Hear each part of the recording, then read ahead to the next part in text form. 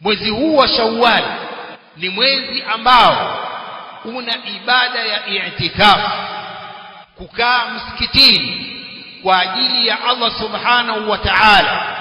Mtume sallallahu alayhi wa sallam, wal hadithu fi sahihain, thabata annahu i'takafa 10 ayyam fi Shawwal.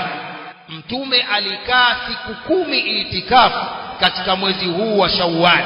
Kwa hiyo ibada ya i'tikaf si ibada inayofanywa katika mwezi wa Ramadhani peke yake, bali ni ibada ambayo ni mwaka mzima anayetaka anafanya ibada hii ya kukaa msikitini kwa ajili ya Allah subhanahu wa ta'ala, aidha kusoma Qur'an au kumtaja Allah au kufanya jambo lolote la ibada.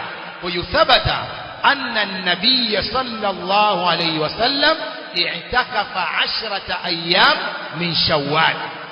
Mtume alikaa siku 10 i'tikaf katika mwezi huu wa Shawwal.